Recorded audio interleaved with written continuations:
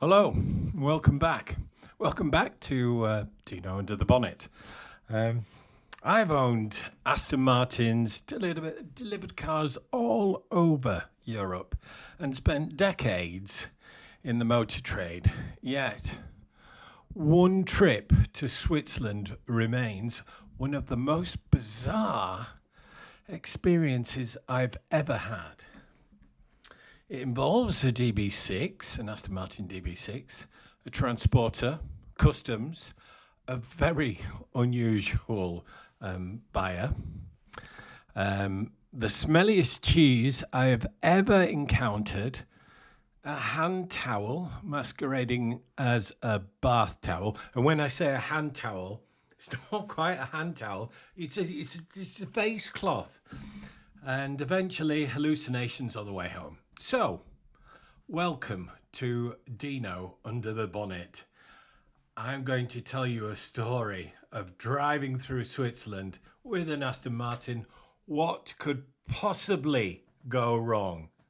I tell you. Right. Well, it's one of the strangest trips I've ever taken. So, it involves a gentleman who purchased a DB6. It was mine, and I said to one of my technicians, I said, "Wouldn't it be great if we just drove across to Switzerland?" And what could possibly go wrong? I said, it would be great adventure, and I absolutely love an adventure. Or, well, yeah, I still do, but it's not that easy.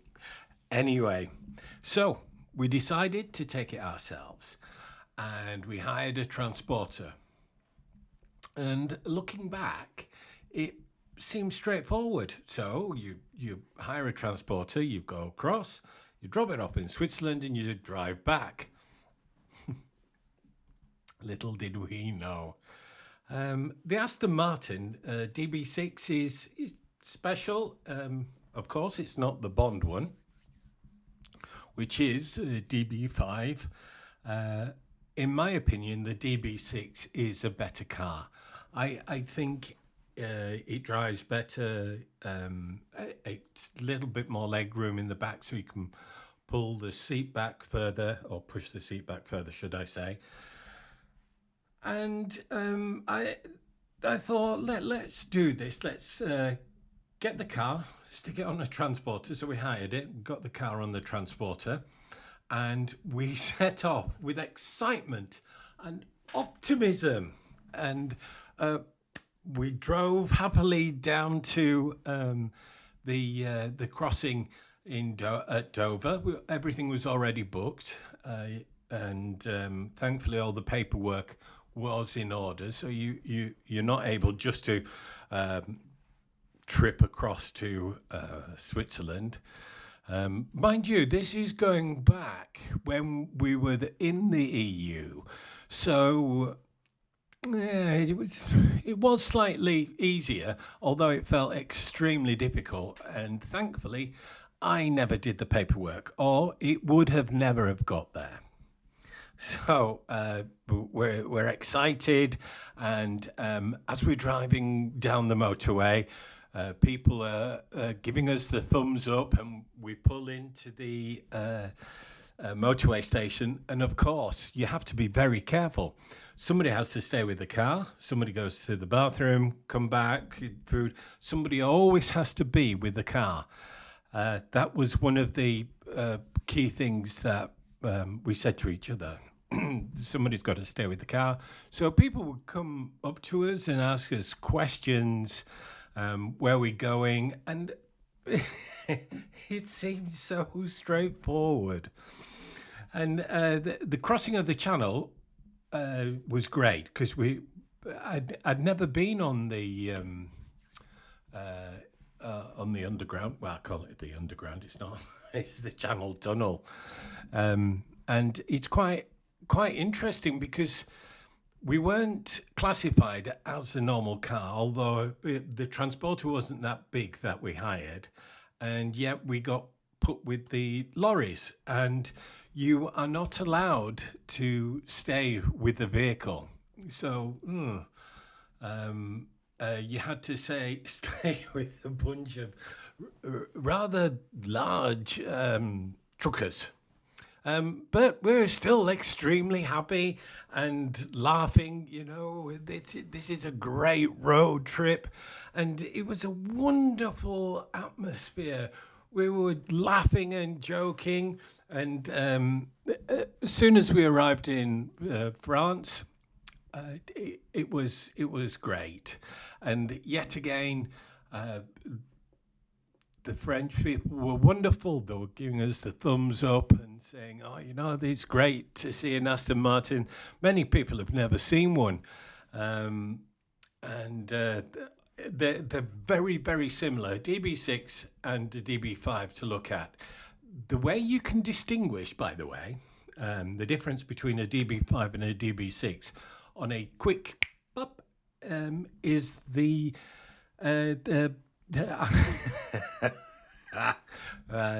words escape me sometimes, so I'll do a bit of a fill in. No, bumpers.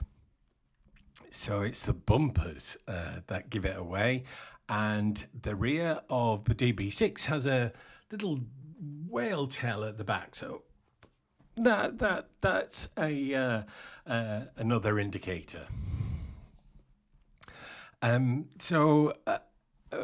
It was wonderful arriving in France, and then a quick trip into the tunnel and across to Switzerland. And as we're both sat on either side of the cab, one of us was driving, obviously, and what we did, we were like just two little boys, and we pushed the buttons down.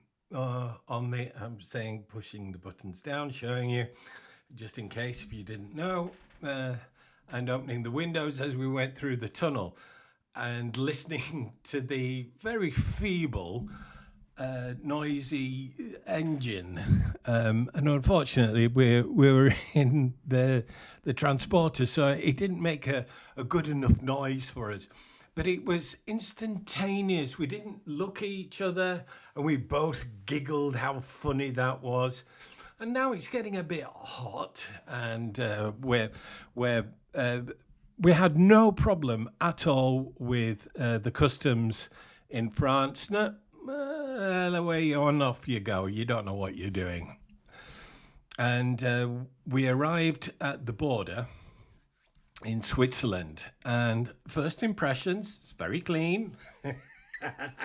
Very clean indeed. And you think, oh, this is okay. This is okay. I can handle this.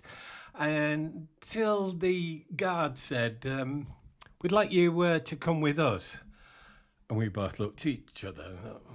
Don't really want to go with anybody. But as they had machine guns, and they were very smart, and they wanted both of us to go into the office, there wasn't really any escape. So off we went.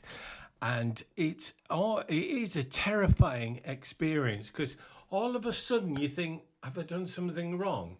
I haven't stolen the car, it's my car. And I've sold it. I've sold it to this gentleman in Switzerland, and they're obviously very diligent, which is okay. That's really good. You can be as diligent as you want, but let us go, please. Right. So after a nerve-wracking, I would say about an hour. Then we need to get on here.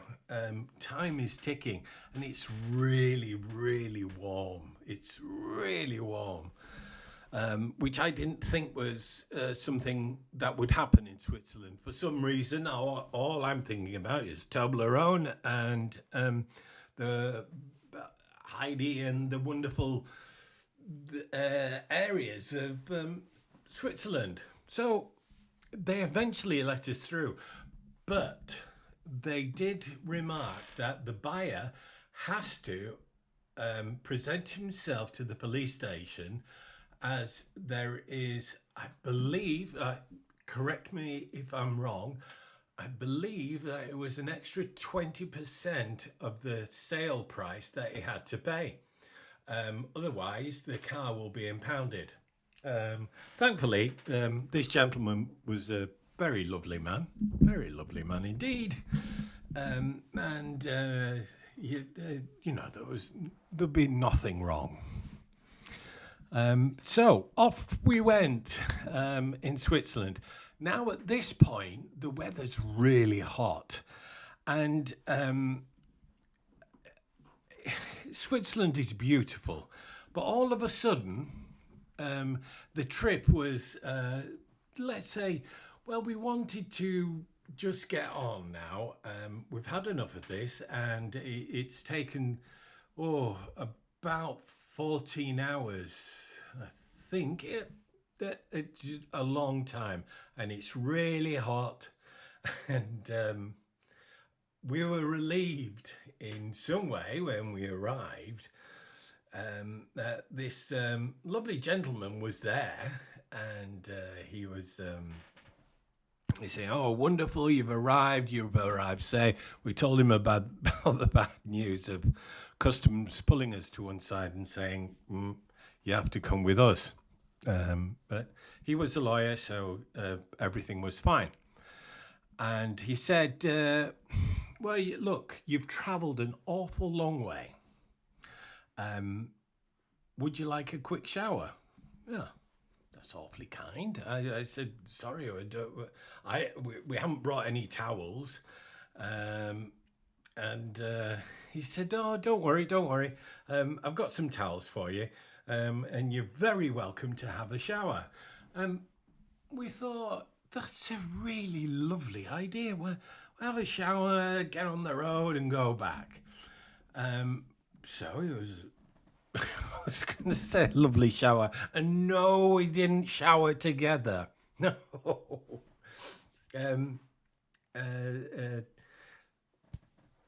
The other chap went first, and the gentleman went upstairs and handed him a towel and said, here you are, Dino can go next. And as I don't want to say his name, let's say Mr. X, who was with me, was walking down the stairs, and he was looking at me, shaking his head. He's going, no, don't go there. And I thought, no, what can go wrong? So I had a towel and put my head round the corner and said, excuse me, I don't have a towel. And he said, oh, don't worry. And he brought a face cloth in. He said, look, I'll just leave your clothes here. And I said, no, I'll keep my clothes here. And he gave me this face towel to wipe myself with. Now I understood why my colleague was shaking his head as he was coming down. And we were just thinking to ourselves, this is bizarre. But maybe that's what happens in Switzerland. I don't know. So I came back downstairs, and then all of a sudden, he sprung up from his chair and he says, boys, why don't you stay with me? I'm clapping my hands. He didn't clap his hands. He wasn't a monkey. He said, why don't you stay with us? Stay the night. We'll have some drinks. And we said, oh, no. We're going to have to get off, because we were a little bit nervous at this point. And he said, now, come on, boy. I've got the hot tub and I've turned the hot tub on. And he said, come in there. But I said, oh, sorry, we haven't got any trunks, and the towel was a bit small that you gave us. He said, no, don't worry. In Switzerland, we all go naked in the hot tub now. I'm thinking to myself, I'm scared. I really want to get out of here. I really do. And we said, no, sorry, we've got to go. And we got a lesson in wine for some bizarre reason before we left, as that's what was the norm, apparently. And it was absolutely utter relief to move out of the lounge and anywhere near a hot tub and get on the road back. As well as being tired and being absolutely terrified, as it could have been a scene from Deliverance or the other one with Tarantino. Where he's downstairs. Oh man, that could have been really bad, really bad. And I realised at this point this isn't a typical customer. But politeness, I love always to be polite, honest, and I'll say what it's like. So it was welcome, the shower, the tiny hand towel, and trying to remain a gentleman through all of this is very important. So with absolute delight, we dropped the car off, turn it on, yeah, it's very good. Yeah, we have to go. Off we went. Through Switzerland. We couldn't get out of there faster. Now, Switzerland is a beautiful country and extremely clean. And they have a fantastic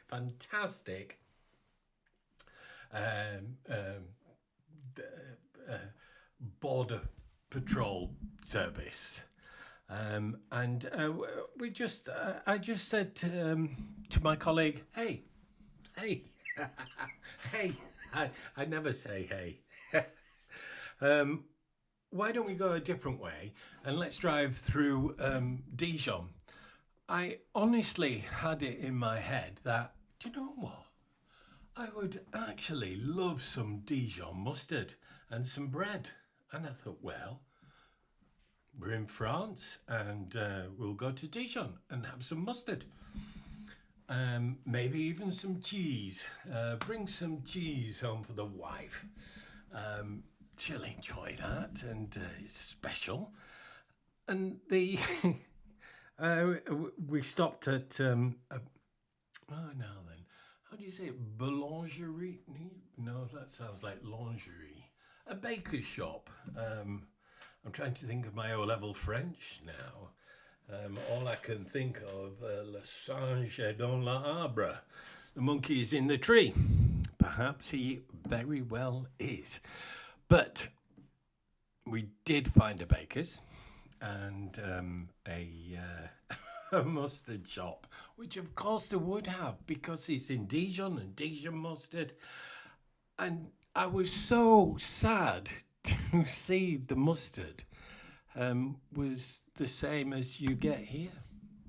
It was so sad to see it. But I still got it. I think, okay. Remember some wonderful things of your journey. So I've got some mustard, I bought some bread and some cheese. Now, with the heat, and I think it was about 30 degrees at this time, I was thinking, and we had the cheese in the cab, and this started to get very warm, and the smell that was coming off it was just astonishing. So we came up with a bright idea. How do we stop the smell of the cheese? Well, it's quite simple, really. You obviously stop and you you put the cheese or you strap the cheese to the back of the transporter. So and honestly, this is the truth, and this did happen. So we strapped the cheese to the back, and we thought, wonderful, no no smell in the cab now. It's just of some very strange potion that we had in the shower, separately, of course. But we're getting very hot. And the cheese is strapped to the back, and you're getting some odd looks. Now we've been driving straight. It must be 18 hours now, and at last we arrive to the port, and we get on to again. Now the time is. I remember it was like about 2 o'clock in the morning when we got back to the port to go under the Channel Tunnel, and we didn't have anything on the back apart from cheese. And this cheese is a block like that, white, and these things, looking back, and you think, oh, yeah, they would have been very suspicious. But at the time, I thought to myself, no, it'll be fine. We just get across. We've got the cheese on the back and not in the cab, and we'll go and sit with some truckers. Which we didn't have, obviously, the car going back, but we said, oh no, sit with the truckers and see what it would be like just to get on the road and be fine. So it was absolutely fine. The French, just let you through, and what we were so tired, we actually fell asleep. Myself and the colleague, one on the other shoulder and the other shoulder, and we fell asleep all the way back through the tunnel. And it was the most bizarre experience because you can feel the chugging. It's not the rocket, and by meaning the rocket, the Stevenson strain doesn't chug. No, but you can still feel the journey, if that makes any sense whatsoever. And if it doesn't, well, I apologise. Anyway, so we arrive at Dover. That's right. Yeah, and we jump into the jump, more like waddle, or as it's feeling so tired, because it's been a continuous journey, and we've just woken up, and you feel like your mouth has been hoovered, because we haven't really stopped for something to eat, and it wasn't Hoover because somebody came around. Can you imagine somebody coming around with the Hoover, and cleaning the inside of your mouth? No, that does not happen. So we arrived at. Sorry, I digress. I just think, as I'm even speaking to you, telling you about this amazing adventure, how bizarre it sounds. So we got to the bottom. The the border patrol say, we'd like you to come over here, please. Well, why? So, what have you been doing in Switzerland? I say, well, I'd rather not say what we've been up to in Switzerland, apart from dropping off a car. And they said, you have something on the back of your transporter? Yeah, we do. We have some cheese. You have cheese? Yeah, we got some cheese. Right. Why have you got some cheese strapped to the back of your transporter? I said, oh, come on. We got it in Dijon and it got really hot and we just couldn't stand the smell. So we strapped it to the back of the transporter so we couldn't smell it. And he said, you do realise that it's a block of white cheese? Yeah, it's a block of white cheese. So we'd like you to come with us. And it was absolute horror at that point because you suddenly realise, oh no, I bet they think we're smuggling drugs. And we were sat next to each other whilst they were performing their tests on the cheese, thinking, oh no, we're going to get interfered with here. I'm a bit too young to be interfered with like this. And I honestly, officer, I'm not really a smuggler. And it is cheese. And that's all we've got. We've got cheese. And thankfully, after testing, that was fine. He said, yeah, you can carry on. But there was always this thing with the customs that they didn't believe us that we would have cheese strapped to the back of our transporter. But look, off we were going home now, and it was a wonderful journey, but that wasn't the end. And the journey coming back was because we pushed so hard and we were swapping drivers, not other drivers, but with ourselves, who was taking control of driving back.